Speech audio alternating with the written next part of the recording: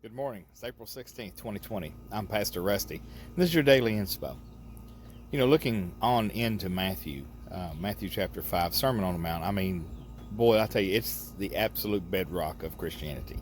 It's what Jesus intended for us, his followers.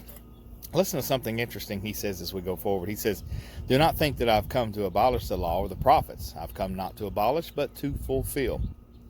For truly I tell you, until heaven and earth pass away, not one letter, not one stroke of a letter will pass from the law until all is accomplished. Therefore, whoever breaks one of the least of these commandments and teaches others to do the same will be called least in the kingdom of heaven.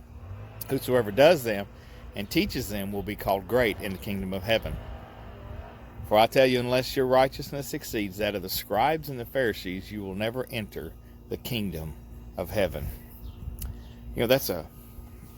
It's an amazing section of scripture there. Till heaven and earth pass away, not one jot, not one tittle.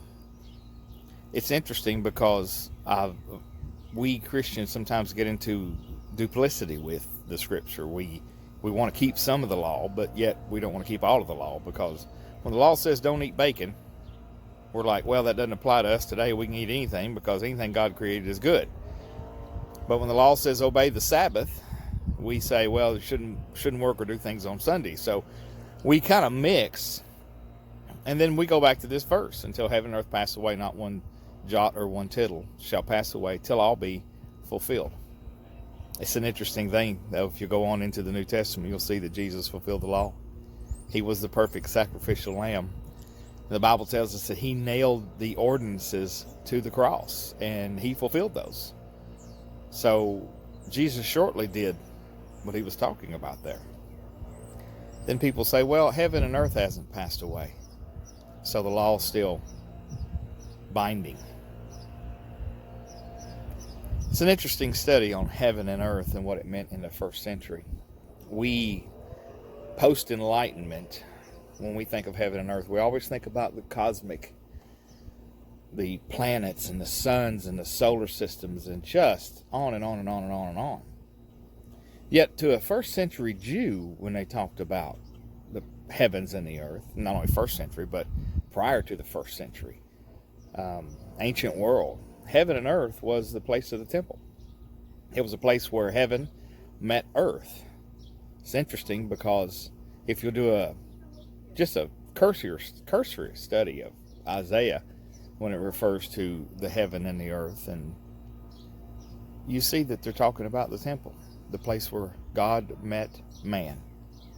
Jesus did away with that, didn't he? He no longer lives in a temple made of stone. He now lives in people. We are what the Bible calls living stones. What are those living stones for? Well, they're what make up the temple that God inhabits. See, he lives in me. We go to church. It's not the house of God. We can't go to church. We can be the church. We are the church, the habitation of the living God. When we get that in here, it helps when we go out there. We don't have to worry about all the laws and ordinances. We just follow what Christ said: love the Father and love your neighbor as you love yourself. And you're going to fulfill all these things if you practice love. That's a recurring theme in the New Testament, isn't it? Not one jot, not one tittle, till all be fulfilled. He fulfilled it. As a matter of fact, Galatians says it was a schoolmaster for us to instruct us that we do not have the capability of righteousness. We have to have it imputed.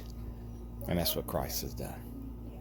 You can live today free of the shackles of law living and live in the grace that Jesus Christ has provided.